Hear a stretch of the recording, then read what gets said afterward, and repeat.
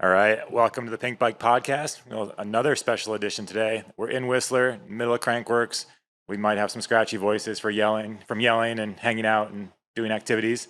But I'm joined by Steve Vanderhoek and Hannah Bergemann. We're going to be talking about free riding. And we also have Dario DiGiulio, Stefan Pelletier. So yeah, free ride themed podcast. Whistler is kind of been one of the hubs of free riding or versions of it, whether it's slope style or a lot of movie segments filmed around here or out in the woods around this area. So we're just going to kind of talk about wide-ranging conversation of everything from how you guys got into free riding and what you're doing now, risks, rewards, all kinds of stuff. It's going to be a good conversation. So should probably kick things off. You've been on the podcast before, Steve, but Hannah hasn't. So maybe we'll let Hannah just do a quick intro for the two people listening that haven't heard of you and how you got to where you are now. So Sure.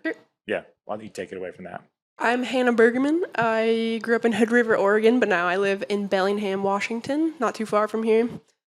I didn't really start biking until I was like 18, like in high school. And then that was when I moved to Bellingham for college, and I got distracted by bikes. And not much has changed since then. I've just been biking, and now I'm doing it full time. I consider myself a professional free rider, but yeah, I've kind of done a lot of different types of riding, and I like all types of riding. Yeah, we'll dig in a little more, but you recently completed Red Bull Hardline in Wales, and you have an invite came in the mail to Red Bull Rampage. So we'll see you at Rampage this year. So that's awesome. Congrats. Do you actually get like a thing in the mail? For Rampage? Yeah. No, you get an email, but you have it's like a whole process. You have to like submit an application, Right. and so I just figured maybe there'd be like some pomp and circumstance. that would be cool. But I think they get the big care package when they get there. You get a sweet that's care true. package, right? Yeah, Rampage? at Hardline and Rampage, they get like the sponsors to like get you like a cool goodie bag. Like Hardline, they had all these cool swag. I couldn't really like fit all of it in my bike bag on the way really? home. Yeah, they always give you these like massive coats, like the like a swimmer's thing, like a warm thing. Yeah, they're like super insulated and massive because it's in Wales and it rains every day. So they have to like give you the super fancy coat so you can be ready for the Wales weather. I can't believe you started riding when you were 18. Yeah. That you are one of the most talented people I've ever ridden with. That's insane. Thank you. When Learn did you something start new. riding? 18. No, just, I don't know, when I was like 2. There's footage of me strapped to my dad's motorcycle and bike, physically strapped as a young kid. So I should be better at biking. I mean, you're I'd pretty say good. you're pretty good, yeah. Yeah. You're doing fine. Yeah, let's do your quick little spiel too, just so people, same thing, the 3 people that haven't heard of you. How did you get to where you are now? What do you mean by that? I am Steve Vanderhoek. I'm 36 years old and I'm born in North Vancouver. I've been riding there my whole life. I've said this on a podcast before, but I kind of wanted to really be a professional rider when I was like 17. And then I kind of pivoted from that and then got into emergency services, paramedics, firefighting. And now I'm a full-time firefighter in North End. And I've kind of like fallen back into this world, mostly because of my wife, who's a professional filmer. So she helps me look better than I am. And now we're making movies and riding for a few companies and getting to ride with people like Hannah. Awesome. And then, so now we know who you are, but what about what free riding means? The term's kind of been around gained popularity, we'll say around 2000 or so. I think Cannondale tried to copyright it, and then Rocky Mountain created the Fro Riders because there was a whole kind of funny debate then. But that term's been around. But nowadays, not everybody even, there's like different definitions of what free riding is. So I'm curious, Steve being a little bit older, I'm a little older than you even, and my definition of free riding dates back to those early days, like with Wade Simmons and Richie Schley, and that's kind of, I think of stunts and skinnies. But Hannah, what's free riding to you?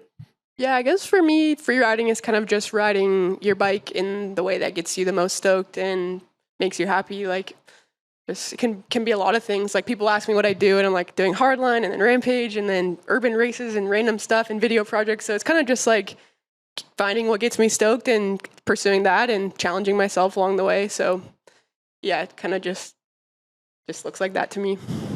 Is Joyride free ride? Red Bull Joyride? Joyride would be free ride? Yeah, It's for free sure, riding. yeah. The slope style would be like a sub-genre of free Yeah. riding? Yeah, I'd say so.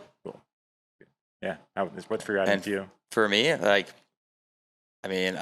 been doing a lot of building recently, and I don't think it's changed my perspective or my answer, but it's really like solidified. And for me, it's almost like art to me. I think it's the rider's like expression of their riding without any influence from anybody else.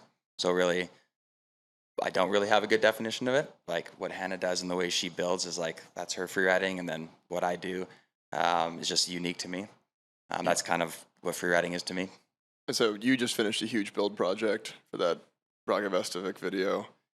That's out today. That's absolutely crazy. Yeah, It's you a gotta crazy watch massive- it. This is the craziest massive time of my build. entire life, honestly. And Yeah. Hannah, you build quite a bit. Do you guys think that like is building trail core to the concept of free riding, or is it like its own subgenre within that? Is it like you have to do that to consider yourself part of that? I think it world. would be hard to be a free rider and not be building, just because it's such a good way to like express yourself on the bike, and that's kind of like what free riding is how you want to express yourself and your creative vision and all that. So like building is a pretty big part of that. Yeah, I fully agree. I think like once you start building and you get super into it, you just want to build. Like Totally. You create your own style. You link up with people that have a similar style as you, and like I wouldn't say that I think you like have to build to be considered a free rider personally, but you just want it. Like all I want to do is go build my vision. And it was cool to be there with Brage because I took him to my area, which is like my canvas that I've been working on. And he was like, that's what I see. I'm like, that's dumb. I've never seen that. But okay, let's do it. And I truly believe that I think we've created one of the most disturbing lines ever That is a made. good word for it. Yeah, that's Yeah. disturbing. It was terrifying to watch. It looks so gnarly in video, so I can't imagine in person. How long did that take to build all that stuff? I think that one was 2 months. The one that I built last year was 5 weeks, and it was mostly by myself. It was kind of figuring things out and learning. Like I learned how to use an Alaskan mill. I learned like a lot of new techniques, and then I carried those over with Brage, and then learned a whole bunch of new things. Like I found drilling into rock was the best learn that I've ever had. Best learn? Well, I can now put anything You can do in the words of anything. Brage. That's like Brage looked at me one day and said, "Steve, we can do anything." And I'm like, That's awesome. "That's We've messed up." Changed everything. Yeah, you have a new This dangerous changes skill. everything. Free ride. Yeah. The evolution is drilling into rock. Yeah. He was like, I want to put a lip there, but I don't know how. I'm like, Google, and then rock drill we bridge go. glued to the side of mountain. Well, yeah, I was watching the video and I was like, how the heck did they put that wood in there? But now we know. Yeah. Rock anchors. And Kelsey looks at me the whole time and she's like, "What are you doing?" But I honestly, I wasn't he hired me. This is my first time being hired to build. Oh, and really? I didn't. You're a professional builder now. Yeah, good. I don't have to ride anymore. So I actually didn't plan to ride that. From the beginning, I'm like, this is dumb. I am not doing this. And as we got close to the end, I'm like, man, I can marinate it on a lot. I'm like, I think I can do this. Cool. And then I crash right away. But When you said, you see, I mean, by the time this comes out, you won't probably have ridden it yet, but still your plan is to go back. I've ridden most of it now. There's one move that's remaining. It's just like, it's really high consequence. I had a mechanical last time I was there, and I was like, okay, there's one sign. And then I ran down to go swap that part out, and then it started raining. I'm like, okay, fine. Yeah. I'll listen to my signs. Yeah. Steve, my understanding is that zone is like way out in the backcountry. Is that correct? Or is it undisclosed backcountry? Bleep backcountry maybe. Well, Yeah. it's just, I don't know, I have so many things I want to say, and I don't want to like come off in a bad way, but I've seen so much of kind of the same thing. Like the Sea to Sky has a lot of the repeated features just over and over and over. For sure, Anga. And yeah, and I like I said, I don't care. I just wanted to create something without the influence of anyone. I didn't want anyone to be knocking at my door like, "Hey, have you filmed it? Can I ride it now?" So I literally drove 3 hours into the backcountry. Wasn't our own Matt Beer somewhat influential in the process? It was him, Matt Cool. Beer. Yeah. Shout So out Matt Beer. it's his fault for anything that happens to me. No. Don't put that That's a on. lot to put on the man. Sorry, Matt. I love you. But yeah. Yeah. I want to kind of it's going to want to go back to when you said there are signs that you shouldn't ride it that day. Because that's the thing I'm always curious about with athletes and superstition. Because we know a lot of, whether they're racers or free riders or anybody, everyone gets these little superstitions and just kind of ways you go through there's a lot of mental preparation for doing a big gnarly move or doing a race run or anything like that. We'll toss it to you, Han. Do you have any superstitions, anything you're like, if I roll up 2 times and 3 times, I'm not going to do it? Or do you just kind of each case by case? I don't have superstitions or like hard set rules, because I like to be open and just like kind of listening to my brain and body as things are happening, just like let it kind of flow. And because just things change all the time. Like at Hardline, for example, we were going to hit the cliff drop for the first time, and it was like myself and Cami and Louise were eyeing it up, and we watched a few boys come through, and they were not making it look good. Just going really fast, landing really sketchy, and I'm just like, I don't think I want to do this. And then Cami goes up and just cleans it so good, made it look better than anyone else had made it do. And also insane person. Yeah, Both incredible rider. Wow. Yeah, she's one of my heroes. But yeah, but then after, I wasn't feeling it at all before that. I had kind of decided I didn't want to do it, and then watching her, I marinated and then was able to change my mind, and so kind of just going with the flow and listening to your body. And actually, I didn't ride it until the next day, because that day in particular, I felt like my adrenaline had kind of run out, and I just didn't have much more left to give. And then, but I was put it in my brain, came back the next day, and then was able to do it. So yeah, it's cool. I watched your little vlogs, and it was interesting to have you were pretty transparent about I almost had too much adrenaline today. I need to chill, and then tomorrow, or just kind of have that reset, because what you're doing, even people that, if you just ride the bike park for a day, your adrenaline, it's so much adrenaline, it can definitely cloud your vision. And you just get emotionally tired. It's sweet. Well, yeah, it's so good. It's so good to a point, and then you get to that point where you can't even see straight, and you don't know what's happening, and that's just riding a line. So yeah, I'm sure nothing Hardline like it. It's so good. Yeah, we're all maybe a little addicted, but how about for you? Do you have any superstitions or things like that? I don't really have any superstitions. I think there's one thing, working with Kelsey, the one thing she knows to never do is show any affection before I do a move, it's going to be the last time we ever hug or kiss. So she knows not to come up and you're I love you. I'm like, what do you mean? You think I'm going to die? So that's the one thing, and she's really good at. I can be really influenced by people's moods. If people are showing that they're stressed out about what I'm going to do, it can stress me out. So I've kind of formulated my own way of doing things, and I feel with a film crew, I like to start, I know when you go filming, you can never get to the level that you're at when you're doing party laps. But you're riding things that are way gnarlier than what you're doing when you're doing party laps. So you have to throw yourself in and be good instantly. So I like to warm up, and then I like to show the camera crew and the people watching that they can trust me. So I like to do something that's a little chiller, and they're like, okay, that was cool and impressive, and okay, we have a little more faith in you. Then I like to progressively ramp up. And Ken and I were just saying, for me, it's all I have to be confident, and I got to want it that day. And the day that I shot with Brage, I had been climbing hundreds of feet of trees, rigging cable cam. I was tired, stressed, scared, and I crashed instantly, and I rode so bad. Then came back a little while later with a fresh mind and full confidence, and showed the team that I could ride that day. And then when it went to riding the line, it was the best I've ever ridden. That's kind of my, I don't know. It's hard to get into that mode. Yeah. That's nice of you. You're very conscientious of your camera crew. That truly. You're just, and which makes sense because my you wife. Exactly. Yeah, she can't show. Yeah. I hate watching people do gnarly stuff. Oh, I actually hate it. It's worse sometimes than just doing it yourself. Watching the people at Hardline, I was like, I don't want to ride any of this. But then you do it, and you're like, okay, standing on the side of the trail in the bike park is terrifying. So imagine that amplified. I think that's some of the craziest riding you'll ever see. Is just it's true. Just if you stop on A-line for 20, 30 it's minutes. Haunting. You will not believe the things people can do. Yeah.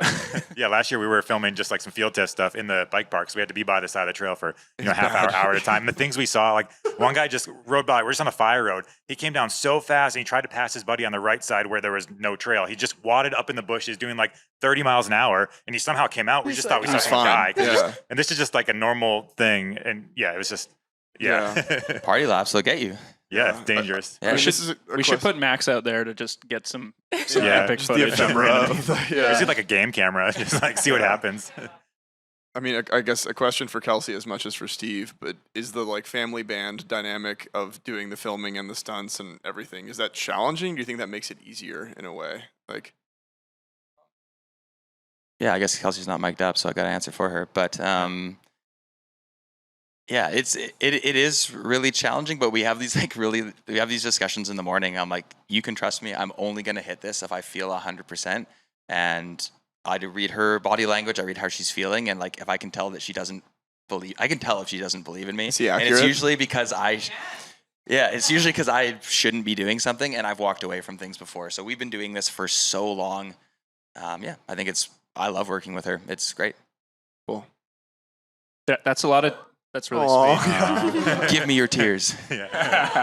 I'm kidding. I feel like you're both touching a lot on kind of like risk versus reward and that sort of aspect of freeride. How do you guys like approach that, and how do you think for, I guess the intersection of freeride and competition, things like Red Bull Hardline or Rampage, how do you think that dynamic has evolved over the years, and what's your kind of take on those risk versus reward relationships, I guess? Yeah, that's like one of the biggest ones. Like in freeride, the risk versus the reward. It's always the balance back and forth. Like for me, I try and like when it's like a feature I'm scared of, it's like I want to make sure that I'm doing it for the right reasons. Like I want to do this. It's not just because I feel this external pressure. Like I look at something, I feel like I'm capable of doing it. I want to do it. I'm doing it for myself. Then yeah, I feel good about taking those risks. It's hard when, I don't know, I guess like sometimes I actually will like walk away from like really small features that are actually not that gnarly just because I'm like, I don't really think this looks that fun to me, and it's like not worth the risk, even if it's not like as gnarly as like some other things I'll do on other days. I don't know. Yeah, I can't touch on any competition stuff because I've never done any of that. But I think for me, when it comes to risk and reward, I don't really enjoy always riding other people's really gnarly features. That's just why I think freeride's so cool, because you build what you want to build and then you like show what you can do. And I'm okay taking that risk because I built it, I created it, and it's like my thing. Whereas if I just wad myself trying to be the 55th person to do this line, then I don't know. And that's just me. But it's crazy. You can just like walk around in the woods here and find something insane and just trust that like the teenager that built it knew what they were doing. Yeah, I honestly, this topic it's been I've lost a lot of sleep over the past few weeks because I did build this line and I've been trying to get it. And I asked Kelsey, I'm like, I don't know why I want this so bad. Like, why am I doing this? This is dumb. Like, do I want it to be in a Crankworx premiere? Do I want to have everyone be like, you're so sick? Like, I don't know. But I keep finding myself here year after year after year. So like, I like the creation. I like the community side. I like to build, and it's a challenge, and it's like my expression of what I like to do. But like this line could super kill you, and I'm very aware of it. But I think I got it. Cool. So I don't know. It's maybe I have mental problems. I don't know. Yeah. Well, Do you have lines like that that you haven't hit yet, but they're like sitting in your head? I think maybe not quite to that level. I have like Oh, stuff come that I on, Aaron. want to build, or like I'm in the process of building, that I'm like, yeah, thinking about a lot. And then also like at events, of course, like at Hardline, I was sleeping every night, sleeping not very well, and like thinking of all the things that I was going to do the next day. But Like going into like a Rampage type event, because it's a fixed location, a fixed time, a lot of pressure in terms of delivering at a given point. Does that change the dynamic for you, or you can like turn off some of that risk aversity, or do you just have to like prepare as one would physically for the mental side of that coming into it? yeah, I feel like Rampage is cool in that you're building your own line for the event. So even though it is an event where you have to like perform at a certain time and there's all that pressure, you are creating the thing that you're going to ride. So in that sense, like the reward is higher because it's your vision that you're putting out there. So Cool. Okay. I feel like that helps a lot in that particular event. But there is a lot of prep I do like before to like be able to be in like a stressful state and then perform at, like even Hardline's good prep for Rampage in that example, just because like being in that high adrenaline state, high stress, and then like being able to ride at the level you want to ride when you're stressed is part of the game. Yeah. So. Okay.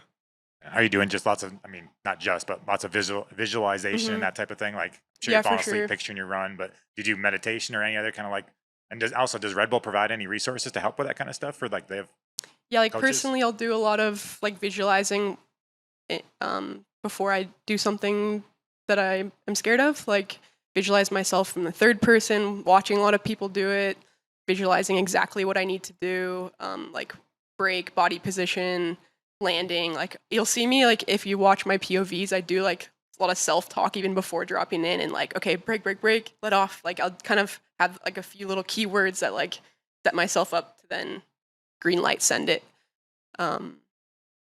Yeah, and then Red Bull does have resources too. Like they have some mental performance coaches, but they're a little more like not sport specific. Like I think maybe because they're just hired to work with all the athletes, and Red Bull has so many different athletes, so they can kind of help you with like your mental being sharp. Like they have games and Like the little cool Formula tools. One thing. Yeah, I want that exactly. thing, the one that the little lights you hit when it's Exactly. like Yeah, they have a lot yeah. of stuff like that, but maybe not like bike specific stuff. But it translates. Cool. And then for you, I mean, we've mentioned it previously. You put a teaser up on Pinkbike. You have a film coming out that the focus, at least part of it, focused on kind of mental health and that aspect. And you mentioned being a firefighter, so you've been exposed to various forms of trauma in the firefighting world, as well as the hard stuff that comes with the mountain biking world. So this question might be maybe opening up a bigger can of worms. But for you, That's how okay. do you, for I guess dealing with mental health and high stress situations, like how do you deal with that, or what are you doing to try to get better at dealing with some of that stuff? Yeah, I think this actually works really well, kind of with what Hannah said. I was going to make a comment on like your self-talk and like self-belief and confidence. Like you can't express how important that is. When you're riding the stuff that Hannah's doing, even like a 1 or 2% reduction in confidence puts you in a body position that is not what it should be to survive that thing. So if you were hitting that drop that Hannah's hitting in hardline and you're just like a little scared, so you're a little rock back, you're not as squared up and strong, and you take that hit, the bike shoots from underneath you, and then you lose control, and then you're having a huge injury. So a lot of my injuries come when I push myself, when I know that I'm not in the headspace. So for me, that's where I've really shifted, and it works for firefighting. We do a lot of things. We go to some bad calls, and we do train like a lot. So we're like, well, how do you go into a fire? How do you see these things? I'm like, well, we train all the time so that when we're rolling to it and it's a call for, something with an infant or anything like that, we're like, well, I know what to do. So when it comes, I know what to do. And it's the same with biking. I'm like, when I jump off this cliff, regardless of what happens, I know what to do, and I'm in an aggressive attack position to take it on as opposed to like pushing away. So those are, I don't know if I fully answered your question there, but it comes down to like experience, trusting yourself, confidence, and like preparation, and just saying no. If you don't know it, then know it, learn it, and until you do it. Don't wing yourself off things. Is there a sense of like, is the free ride side of things almost like an easier thing to approach because you can plan for it, where like on the work end you're just getting hit with shit all the time? Is that easier to like mentally prepare for like throwing yourself off a cliff versus going to a really gnarly call? Yeah, I find biking to be the one part of my life that I can kind of control pretty well. Okay. So like I don't have to jump off the cliff. I don't have to build the drop that big. I can build it smaller if I want. But yeah, I would say that was one of the biggest challenges, like 13 years into the job. I've been to a few bad ones, and so is my crew. And there are days when I go to work where when you go through recruiting, you always see it's the best job in the world. You never know what you're going to get. I'm like, it's actually not the best thing, is when you're going in and you're feeling like super messed up. Not knowing what you're going to go into sucks sometimes, because I'm like, I don't think I could handle this today. So there you go. That's hard. And then kind of to keep things in this same vein, talking about injuries, whether it's just any type of injury, kind of overcoming an injury and then getting back to doing gnarly stuff again. But as we were walking in here, you mentioned an injury that it's bike related, but somehow you were building Braga's feature and you put a screw through your leg. Let's talk about that one. I was actually that was actually on my line that I built before, and it was just Kelsey and I. I haven't told anybody this story, but I've got This is a Pinkbike exclusive, folks. Pinkbike exclusive. So it's just me and Kelsey. We're 3 hours in the backcountry. I forgot my inReach. There was no way to contact anyone, and I'm pre-drilling through. I was getting mad because I was trying to drive a 12-inch spike through a log, and it was yellow cedar and it was really hard. And I was like, so I pre-drilled through the post, and I was already mad, and I was being an idiot, and I was like leg locking like 20 feet up this post. And I drilled through it on a bad angle, and I put the drill, like the 12-inch drill, into my leg, like through my, like where my femoral artery would be. And I put it in, and I looked at Kelsey, and I'm like, the drill's in my leg. And I, like, knowing first aid, I'm like, I was like, I may have, I started screaming. Honey, could you help me? the drill is in my leg. I started screaming like a strong masculine man would. And it was, and I'm like, it's in my leg. And I oh yeah, it feels so good. So I was like, okay, well, that's where your femoral artery is. Like, this could be a super sad way to die. So I put it into reverse, but I didn't actually put it in reverse. I just hit it harder into my leg. So I hit it harder. Bro. Like a panic throttle. Just. Yeah. So I went deeper into my leg, and then I finally backed it out, and I drilled out of my leg, and it was not that bad.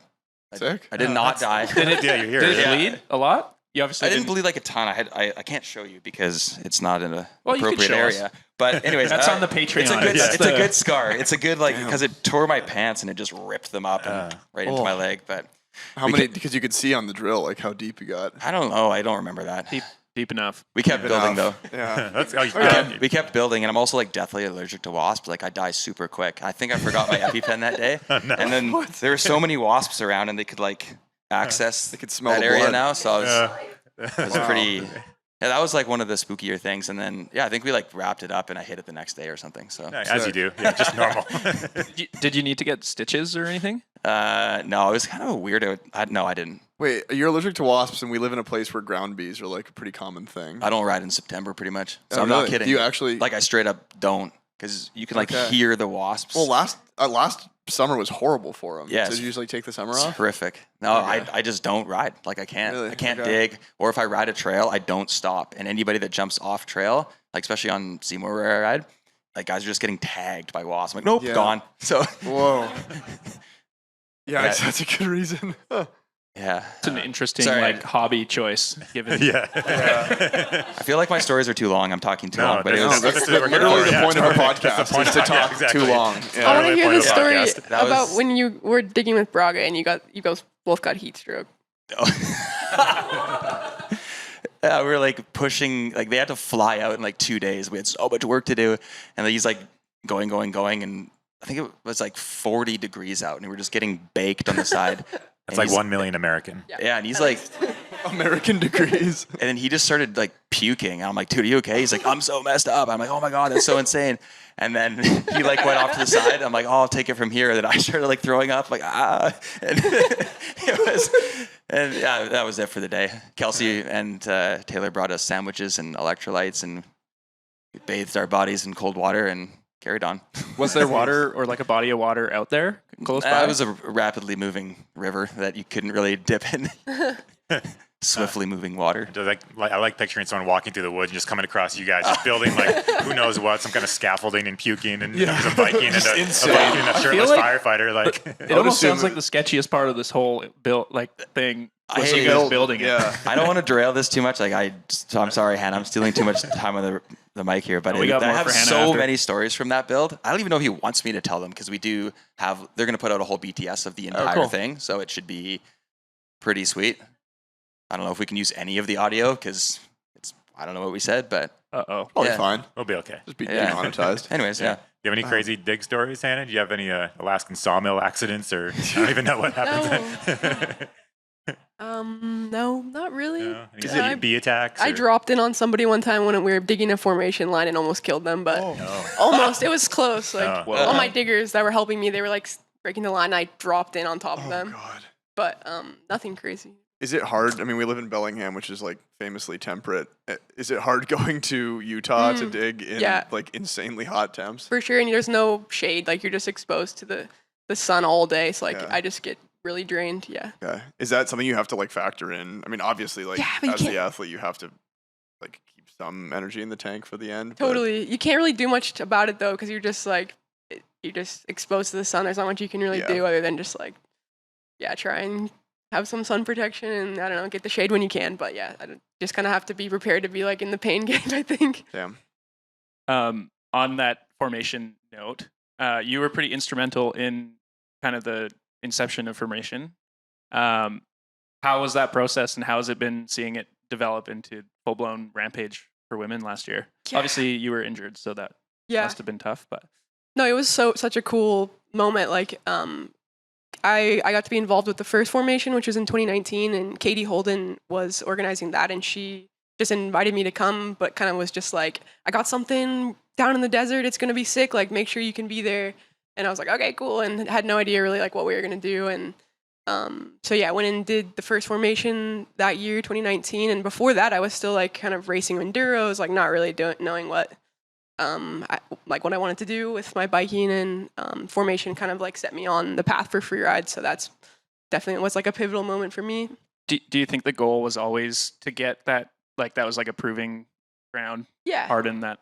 But that's also an event name, but for getting Rampage. women's into Rampage. Yeah, I mean, like Katie and some other folks that were like pushing that event to happen had seen the potential of, and like knew that women were capable of being in Rampage, and so she just like created that event with Rampage being the goal in mind, but really just to like give us the platform to push ourselves and learn and like just get amongst it, because that's the best way to do it. And so then to see women in Rampage last year was like obviously I was bummed to not be able to ride because I was injured, but like it was still such a like huge moment for me. I was like having such a great time and was like just so stoked to see all the ladies ride, and like they're all some of my best friends too, so like seeing them all accomplish that goal was huge. Yeah. Do you know if it's the same site this year? I don't know if I'm allowed to say or not. Okay. All right. I knowing nothing personally, I don't think it is. But that's just a guess. Well, you heard it here first. Going to Dario. Yeah, having literally no information in my head.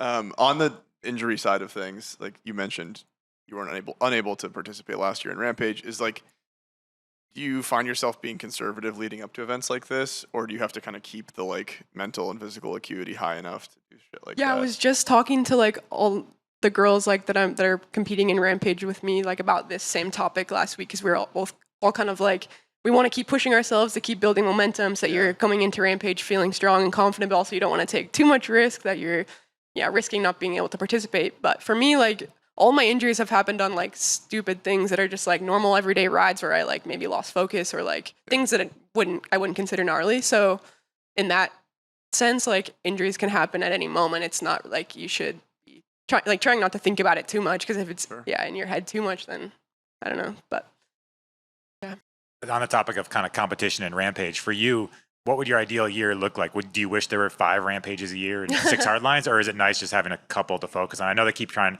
Hardline keeps expanding, and there's more now. There's 2, but maybe there's potentially 3 in the future. Do you think there's a point where it's like it's just too many? The risk you wouldn't be able to complete a season no matter what, or is it a sustainable activity? I guess for it, yeah. Yeah, I guess like the more experience you get, the more sustainable it becomes. So like for me right now, doing one or 2 hard lines, NST and Rampage feels like a pretty solid season. But I think as you gain the experience and you learn how to handle the mental pressure and stress of it, it becomes like, for some of those guys, they've been doing hardline for 10 years. It's not that big of a deal for them anymore because they're used to it. They've ridden the track dozens of times. So like in that sense, like as I gain more experience, I think it'd be feasible to do more events throughout the year. But like, for now, feels pretty solid.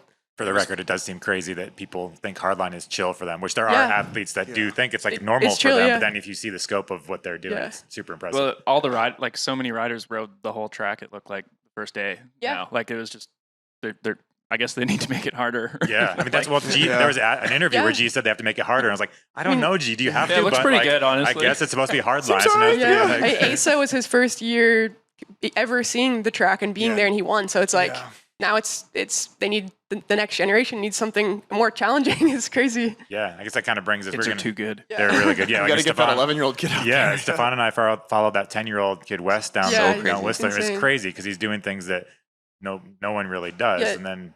And he's 10, so when he's finally old enough to compete, it'll be 18. 8 years of progression when you can already Do you have to be 18 to do hardline? I'd assume. Well, no. How old's Asa? He's 17. He's 18. Yeah. No, is he 18? Huh? Okay, so maybe I'd be 18. It seems like a good rule. I think kids should be able to like. So like you should Wes vote, and then at you 11 can couldn't like go do 100 it. footers. Yeah. Seems fair. Yeah. Steve, do you have any dreams of Rampage or competitions like that? Has that ever been on your radar, or are you kind of content with doing gnarly things? I think like it was always a dream to be in Rampage, but I didn't really think that was feasible. I never really pushed very hard for it, but honestly, when I went to Rampage, because Kelsey was filming there last year for Freeride, I would never want to do it. I remember talking to you at Rampage last year, and I was like, "You're going to do this next year?" And you're like, "Absolutely not." No, it's like I have my own process, which I've explained already, and it's like hats off to all the guys that are doing that, but like there's no way I could throw down when needed, and the things are so big, and I'm just, whenever I'm building, I'm not really building to like outdo anybody personally, so I just wouldn't want to build a line and make it so much bigger to win and then be like, I don't really want to do this. And that's just me. So no, I don't. But I am happy building what I'm calling my own little Canadian rampage zone, because I've already scouted like 20 different lines I could build at this spot. So that's what I'm going to do with Hannah, because Hannah's going to come and build a line next. Cool. Yeah, Yeah, nice. Sweet. We got Hannah and Cami and Gio and ALN and all these like insane women riders are really stoked to come Are you back. going to host an event? Nope, no one gets to find There it. we go. No, no. I called the zone is actually called I called it Choose Your Own Adventure in memory of my buddy that passed away last year, Andrew Chu. And it's like my dream is to have a place that we can go and just create our own lines. It can be chill, it could be gnarly. We go, we hang out, we camp, and then we just go pick off all of our lines. That's like my vision and my dream. Is choose your own adventure, and That sounds epic. Yeah, that sounds really fun. I got to stop talking about it. People are gonna go looking for it, but whatever. It's a really insane place, and it's pretty special to me. So that's kind of what's important to me. Cool. Is the like collaborative element of, so that's not like an event per se, but it's a group of people getting together to do something gnarly. You were part of the like Tour de Nar thing initially.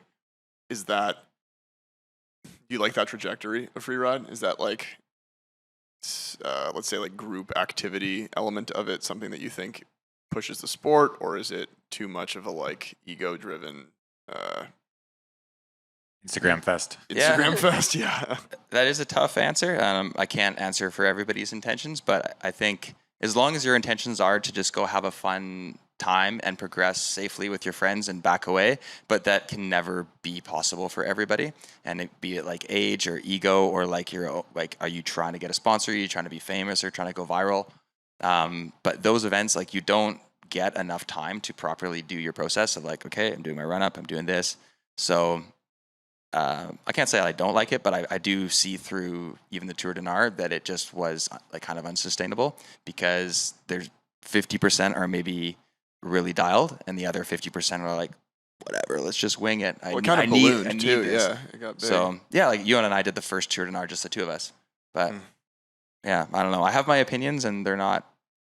It is scary sometimes to have large groups. Mob mentality is You've kind of wild. participated as well. Yeah, I like, did Tour de Nar the last year they did it. I actually had an amazing time. It was such a fun day of riding, but it was a challenge because like when I showed up, there was a lot of ego coming out right away. Just people were like, we're going to send it. And they like had not really any plan or process. And you could tell that from the beginning, like, I don't know if I feel this, but then like it became a personal challenge for me to like be able to do my own process amongst the chaos. And that made it really fun for me, because I was like, even with all this ego and stuff, I'm still able to like do my thing, and then I had a really awesome time.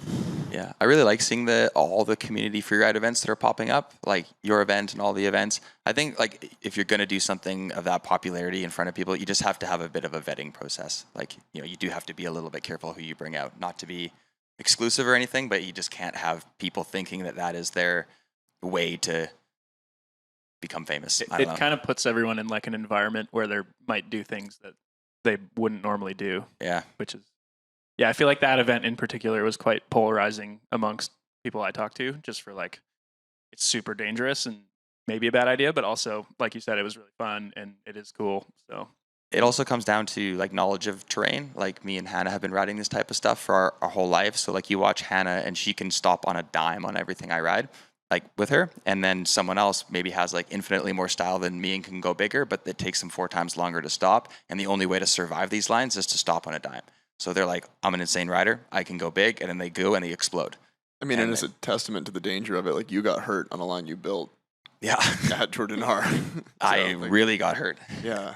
I did a lot of things. It was actually when I went into x-rays, I broke my back. I'm in so much pain. And they wheeled me out, and the doctor's like, what do you think you broke? I'm like, I broke my back, didn't I? She's like, you broke everything but your back. It was sternum, ribs, collarbone, shoulder, concussion. I'm like, oh, dang it. So it can happen. Yeah. For real. I want to talk a little bit more about kind of almost how you find people to ride with, or like the size of your crew, basically. Like I know, Hannah, I've seen you in Bellingham. Seems like you have a nice kind of core group of friends that you can ride with. There's similar levels. You can kind of push each other, but arriving at that crew or kind of a vetting process, almost like you mentioned, you don't want to be exclusive, but how do you kind of find that balance? Even for your everyday ride, how do you kind of decide who's coming with you, or do you have what's your personal style for that, Hannah? Yeah. I like riding with a lot of different people. Maybe just depending on who you're riding with, it dictates like your kind of mission for the day. Like, but like I live with Cami and we have a really similar style and focus and goals and stuff. So when we go out riding, sometimes we're wanting to push ourselves, and like we both have ridden with each other so much that we like have this like can like make a plan and go be on the same program, and it's all good and there's no ego and stuff, and we're pushing each other, and that's like. But then depending on who we ride with, maybe could change what we're riding or how we ride it. And then for you, I mean, you're kind of you're in North Vancouver. There's definitely like a pretty strong community, but even separating out of that, who you ride with on a daily basis, how do you do that? I don't really have a group of people that I ride with. I have like I ride with a lot of the fire guys. A lot of them are dads. They just want to go for weekend rides.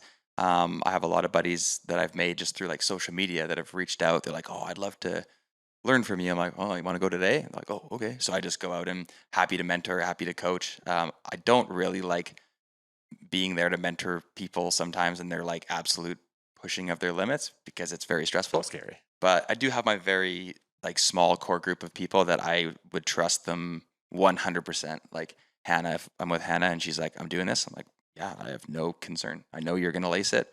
And if there was a concern of you not lacing it, I don't think you'd do it. So yeah, but I like to see people that have a similar process to me, and it comes from a lot of experience, being hurt, seeing people hurt.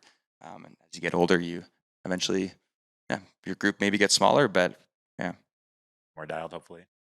Tight group. Yeah. And then kind of on the same thing of rider abilities or different friends and groups, what advice would you have to someone that wants to become not necessarily a professional free rider, but kind of wants to get into this aspect of the sport? Because from the outside, it's kind of hard to even imagine.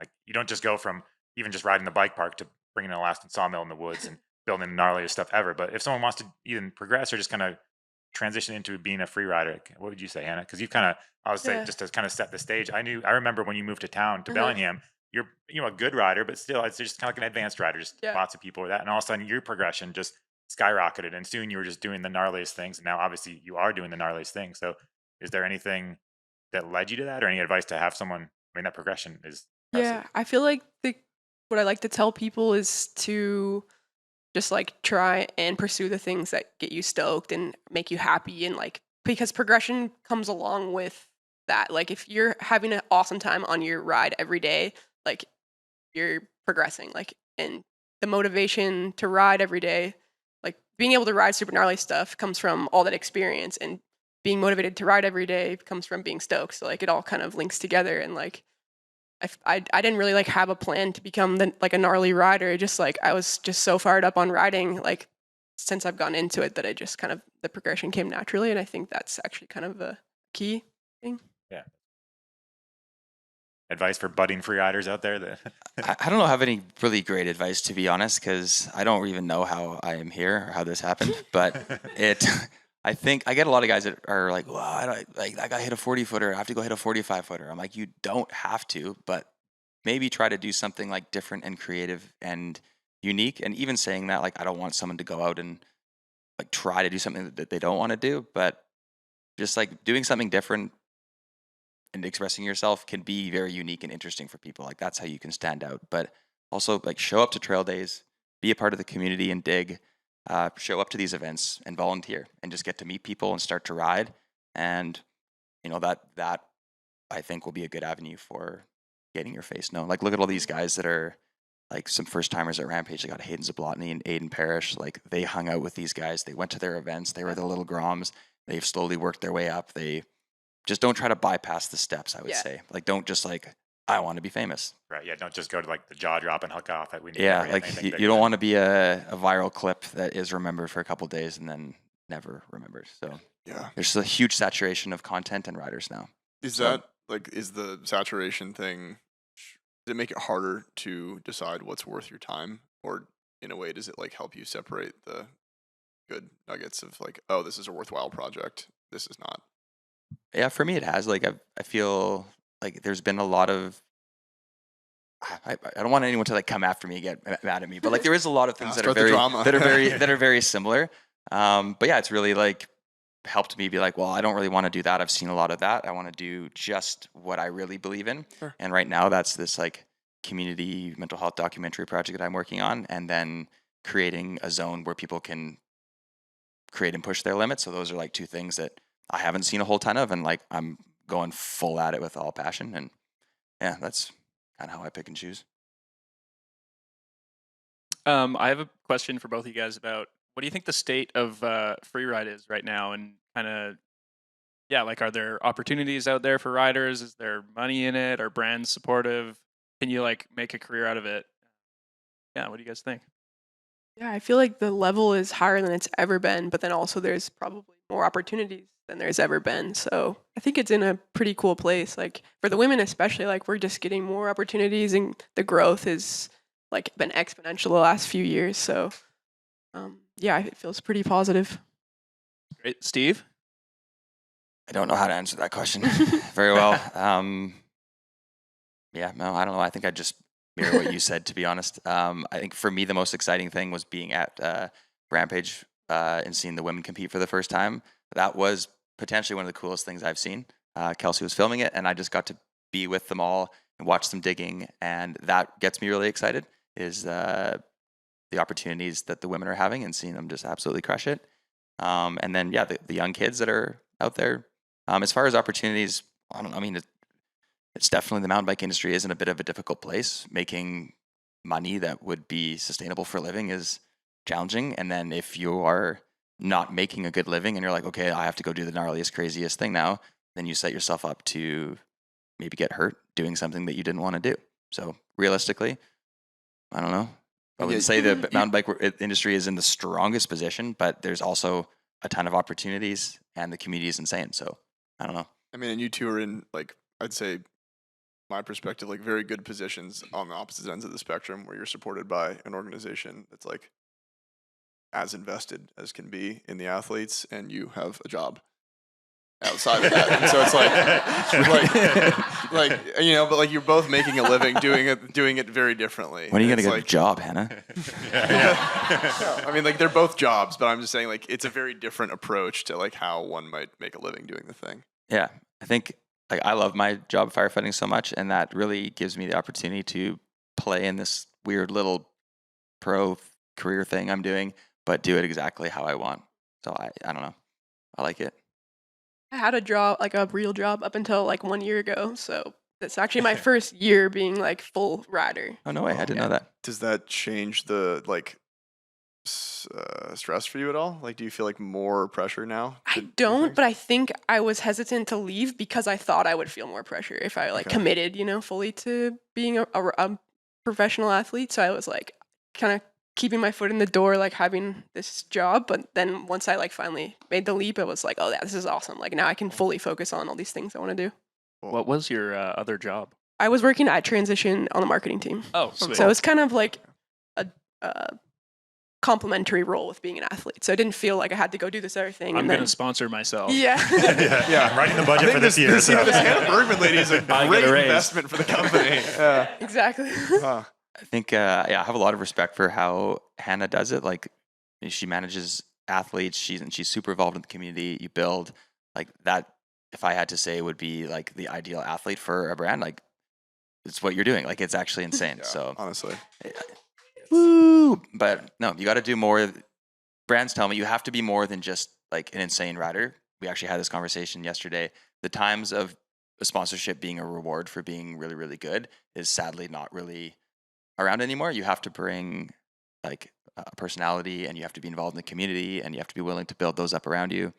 So yeah, a well-rounded rider is maybe more well-rounded than they were in the past. I don't know. It seems like kind of like maybe the free riding world is kind of the tip of the spear in that sense, that like racers can still just be sponsored for like a number that they get in an event, but with free riders, it's a bit more like, oh yeah, I'm doing this community building thing. Like you are like putting a lot of effort into events and things that include other people, where like your average World Cup racer doesn't really have to do that as part of their verbal thing. That, you know, credit to you guys on having to be those people. It's cool. And I think having the skills, like whether the skills are digging skills or marketing skills or, you know, photography skills or knowing how to find people with good photography skills, you have to have such a well-rounded package in order to even stand out from the crowd, because everyone has a phone in their pocket. You can all shoot 4K video and get clips, but I think kind of standing out from that and setting yourself apart is important. So anyone listening trying to figure out how to be a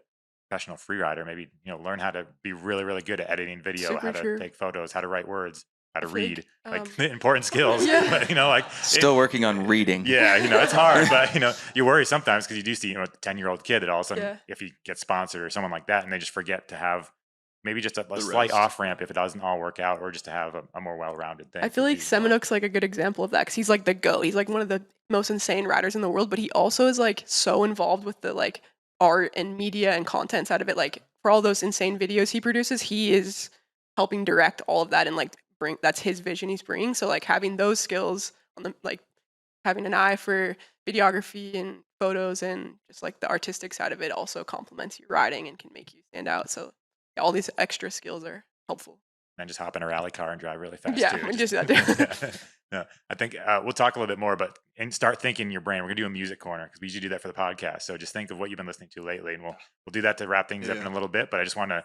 It's hard to think of on the spot, so put that in like the side part of your brain. In while we case keep the chatting. questions aren't enough for your brain. Yeah, you exactly. have It's to just now like think open up about the something other. else. Yeah. Yeah, multitasking. But You mentioned Brandon Seminook as like a kind of an inspiration, I guess. Are there other riders out there right now that are kind of a big form of inspiration for you, look up to, or young riders that are coming up that are exciting? That's a good question. I feel like that changes all the time. Like I meet someone and I get really stoked when like I meet a rider and they're like super nice and like fun and cool to hang out with and they fire me up. Like Steve is someone has inspired me for a long time since I first saw you Big up, Steve. making videos on Instagram. I think Thanks. I messaged you on Instagram and was just like, I want to come ride with you. Something like that. I don't remember exactly. I'll never forget but, that ride, actually. I went out with all my buddies, and you Yeah. dusted all of them. They're like, who is this?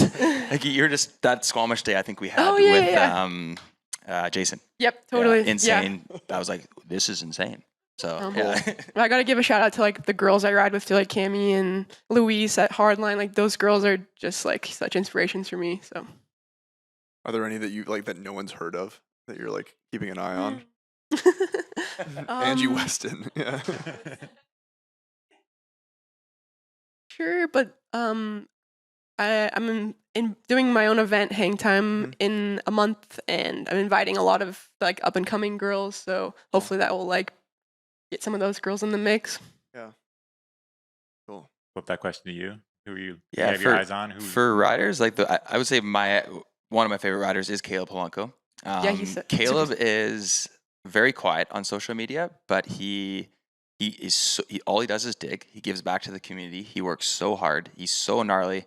He has no ego when you hang out with him, and he'll just throw down the gnarliest stuff. He's like one of the best bikers in the world, probably. So Yeah, actually. that clip that I dropped last week of doing the double drop in my line that I built last year, I guess we haven't shown it yet, but Caleb was there with me that day, and he just showed up and he hit that double drop, like just warmed up and hit it. And I built the thing. I've processed it, and he just greases it. What was that video cool. where he gapped that whole Tour de Nar feature? Oh yeah. Yeah, Dude, that was that's crazy. in over in Pemberton. Lights Out, I think, when you Yeah, flip that the train was- gap. Yeah. So that is Well, he like, flipped the train gap and he gapped the lily pad thing. that's so rock to insane. rock, yeah. But yeah, Caleb for me is like, I think he's the man, and he just approaches things so well. He had a sick outfit on last night at our drop-in party. And a wig.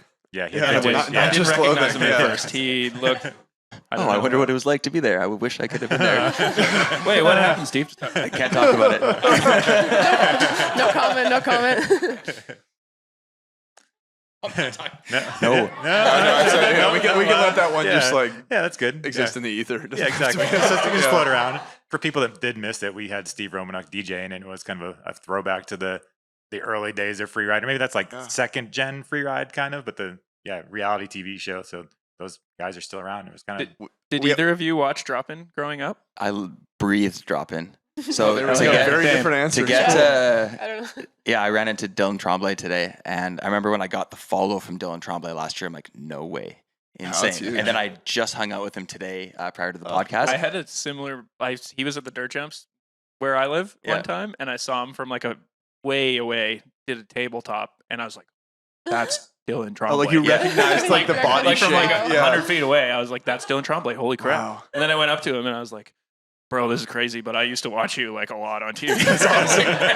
I'm like a really big fan. Normalize dudes complimenting dudes. Yeah, there we go. Just do it. Yeah. Oh man. Do you think we'll ever have another cable access free ride TV show? I think No. Pinkbike should bring it back. Yeah. Well, This is on you Brian guys. Come on Pink, now. like establish a cable news network, and then Everybody has a phone Yeah. in their pocket. This can't happen. no, I know that's I think I keep wanting to bring back Genie's the out of the Ultimate bottle. Freeride Challenge. You should. Like, that yeah, was which that would- was awesome. the 'cause- second UFC. Yeah, because people that Yeah. don't know about that, it was like, Yeah. submit your own video and the best one. I think we should wins. do that. Yeah. Yeah. And a lot of people came out of it. I mean, Cam McCall and Hmm. there's tons of people. But yeah, I like that kind of thing where it makes people be creative.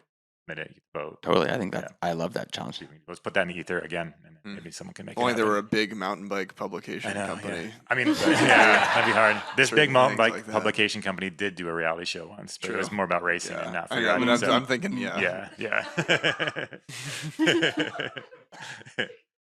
Yeah. Move on. Moving on. I think we're good. Should we open up to the crowd questions? We have a huge crowd here. There's Yeah. hundreds of people. We've had to keep them And, quiet this whole time. thank but it's you, actually everyone, for crazy coming how many out. people Yeah. showed up. Grab like that, maybe. And see. Do we have any questions for anybody about free riding or any questions really? Anybody? Anyway, there we go. You in Yeah. the back. Chris is the man. I have a question. Yeah, I think obviously progressing is a huge part of mountain biking. And I'm just curious for Steve and Hannah, you talked about this a little bit earlier, but if you could touch on your mindset when you have a big crash or a big incident where maybe it takes you like a month to get back on the bike. What's your mindset after those things? How do you approach riding again and getting back up to that level? Because I know it's a frustration for a lot of different riders.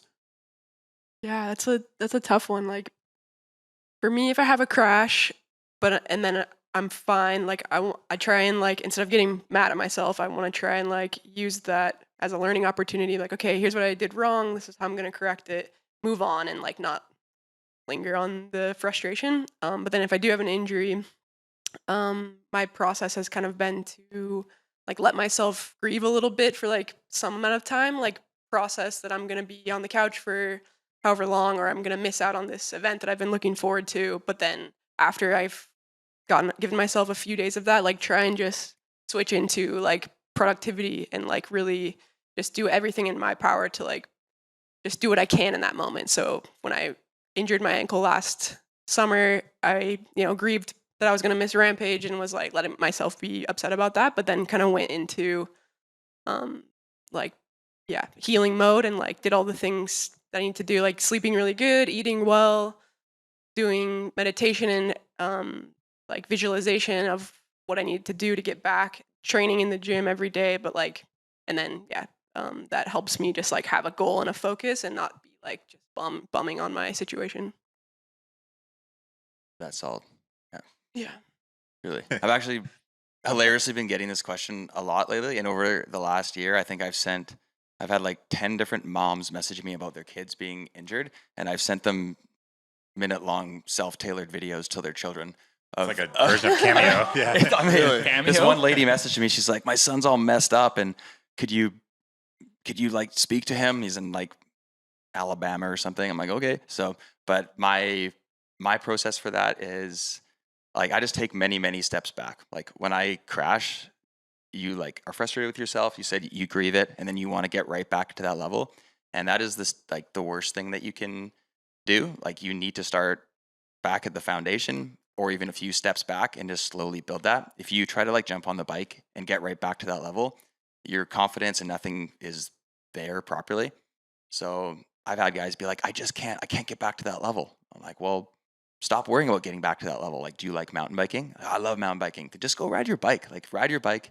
And if going really fast is scaring you, then stop going really fast. Go really slow until going really fast is less scary. So if that was your normal level, go back a bunch of levels and just build up and let it happen. And that's what I've had to do because like I've hurt myself before big video projects and then tried to get back and then hurt myself again. I snapped my collarbone on the Tour de Nar and then I was supposed to shoot the video with Scott Secco, I think. And then Kelsey and I went and I snapped my collarbone on Beeline 6 weeks later again. Because I just tried to like pull for a gap and just ride like I used to. So that's kind of my advice. Tough. It was not sick. So that's kind of that's my current telling people things and telling myself, just be nice to yourself and just go ride your bike. And if it's not feeling right, then go back more steps. I think we're accidentally giving good advice. Yeah. We always give And good yeah. advice. Do either of you have like Yeah. weird recovery tricks that you do? Because you kind of have a sports science background. Do you have any like secrets that we don't know about? Like Emery Piron eats whole eggs. Oh. Does he really? But, yeah, Huh. yeah. Raw Like the or shell and cooked? all. He eats What? the shell too. Have you seen it? Yeah, he just talks about it. Huh. Yeah, but I don't know if that's like consumer advice because salmonella is a concern. But yeah, Yeah, you yeah. can only do that in France, probably. Yeah, and it's Yeah, French it's eggs like are a the best for European eating thing. raw. But no, Yeah. do you have any like actually like do you like work out differently? Do you? I mean, you said you eat differently and just like I don't focus eat on like staying- differently, but I definitely like take it seriously. Like, Okay. Yeah, it's kind of just like the key for me is just like hitting all the basics, like sleeping really good. I think that's huge, and like trying to like stay positive and like do things you maybe wouldn't normally have the opportunity to do because you're injured. Like usually I'm biking all year, so like when I was injured, I went and hung out with my family and like did kind of these other things that I just don't really get to do, and then it kind of still feels productive and you have some fun while you're healing and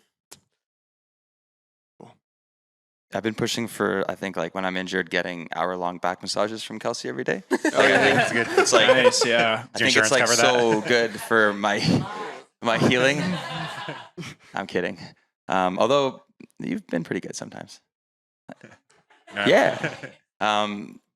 With what Hannah said, like when it comes to my riding, like I'm fairly obsessive and intense sometimes, and then I try to just like put that energy into healing. yeah. And Same. for me, that's like diet is big for me. Like I don't drink a ton anyways, but like I'll cut out alcohol, sugar, and any kind of inflammatory foods. Focus on like hydration and nutrition, sleeping better, reducing my stress, and I just like, just focus on that. Like in the past, when I was younger, I'd break my arm or my leg or whatever, and I'd just be like, well, okay, I guess I'm just sitting here drinking now, and like I can't think that's very good. So I think most pro athletes that I know do take their recovery like as seriously as they take their riding. So those are my things. Any other audience questions? Raise your hand. I can ask another question. I have another Yeah, question. good questions. Go for it. A-star student. Thank you. Yeah. Should I disguise my voice and do it in a different, Yeah. do it in an accent? We'll do it in Even post. You accent, can make yeah. it I'll up, get whatever myself voice in you trouble want. if I do that, so I won't. This is actually for the whole panel. I'm just curious, like with so many amazing riders out there and more amazing riders, more amazing filmers than ever before, and with really the type of technology we have now to make edits or content or whatever you want to call it, maybe you could go around individually, like what makes content catch your eye these days in the mountain biking world? Because everyone's doing such a great job. So what is it about a particular piece that catches? Is it creativity? Is it the way it's shot? Obviously the riding is kind of like to the roof all around. So yeah, maybe we go around and just get an impression on that. Great question. Yeah. Thank you. You have really good questions. Yeah, you're locked and loaded. Yeah, he's Yeah. good. I could start, but I feel like for me, I see a lot of content as content manager for Pinkbike. Job plug. Subtle It's in the title. plug, yeah. I don't know. I feel like the stuff that really sticks out is a unique storyline, someone that's doing something a little bit different than everyone else, whether it's their actual riding or the build or the story or some community aspect. And then also the actual, cinematography and editing. That plays a huge role. But yeah, it's hard. I don't know if there's like an equation, but try to do something different than what everyone else is doing. Yeah, those stick out for me. Like the Brage video that came out today, like I was like scared watching it. Yeah. I feel like Me every too. Brage video that comes out, it's going to be insane. Yeah. I feel like my answer is really similar. Like when I first saw Steve posting some stuff online, I like instantly reached out to him because I was just like so fired up on it. It was like unique and just his own style, and like it got me so stoked. So like yeah, the same kind of answer. Like when it's unique and different and people using like showing their own creative vision. Oh, I'm next. I mean, it's like an audio-visual media, so like good music and Soundtrack is huge, actually. yeah, for sure. Good music is like I think the missing detail in a lot of like otherwise really sick edits, but makes Expensive. a huge difference. Costs Music, money. yes, but yeah, just demonetize the video, Even but like Deep Summer the other night, some of like I feel like the soundtrack played a big role. Yeah, it plays a big in role for the- sure. especially for something that doesn't have like words Yeah. or True. talking or anything. I Just mean, in a photos. world where there's like infinite content, like the subtle details definitely make things stand out. And there's obviously like the shock factor always of like, oh, I like threw my body off this insane thing. Like, watch it for at least 15 seconds, please.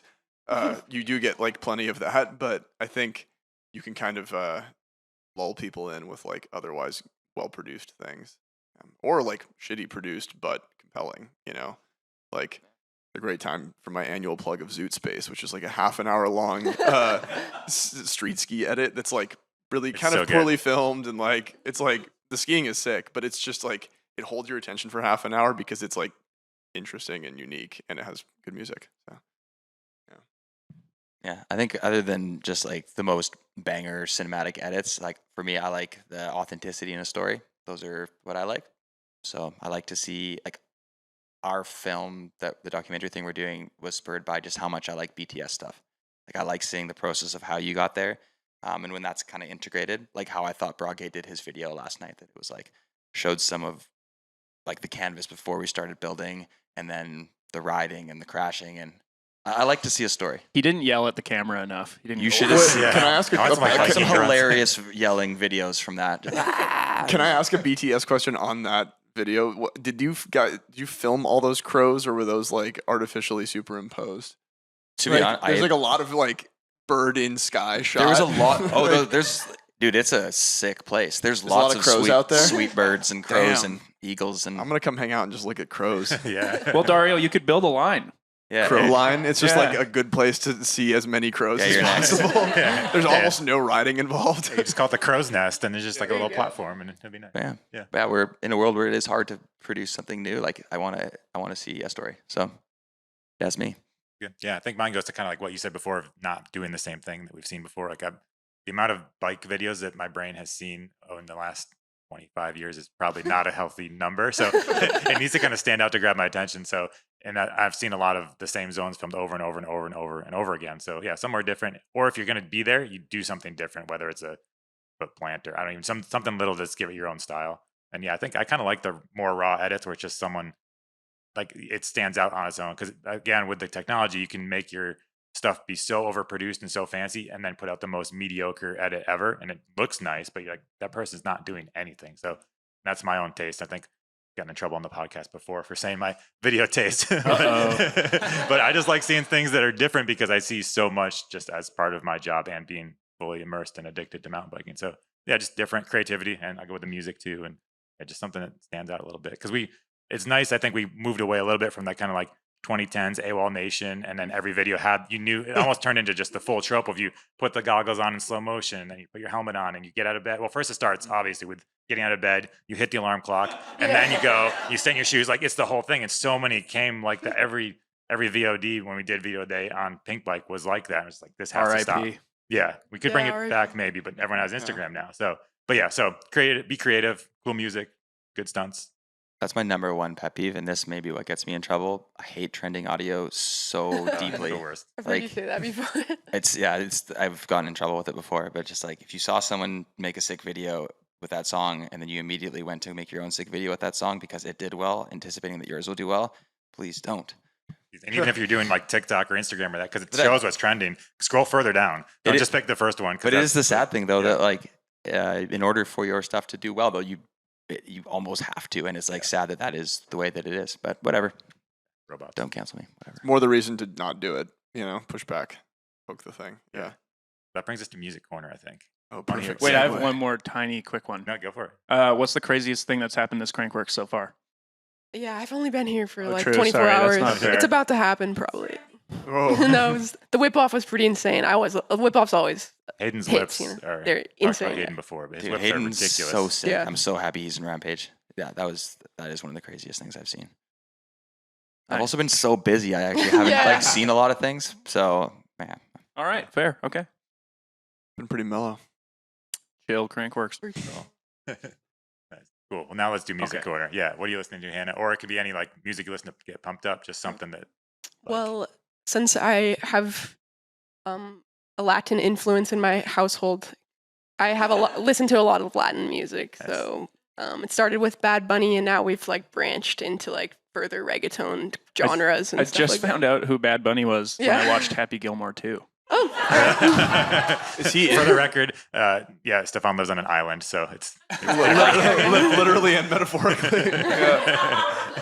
He was great in the movie. Is that movie worth watching? nah. Oh yeah. Yeah, We're definitely. getting very different answers from two sides of the panel. Huh. Yeah. How about you, Steve?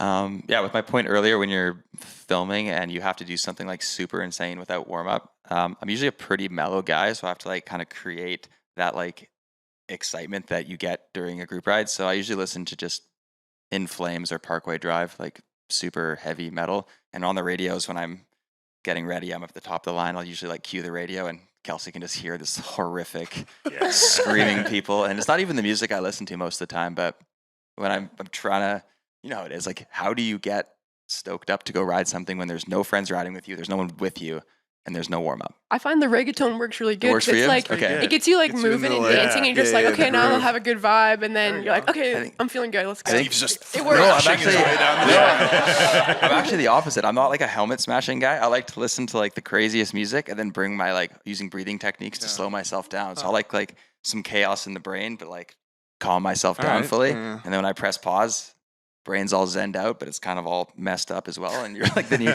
you go do messed up things. I don't know. Alright, That's works for me. Some body confusion. Have someone Yeah. come up and like Yeah. jab you a bunch.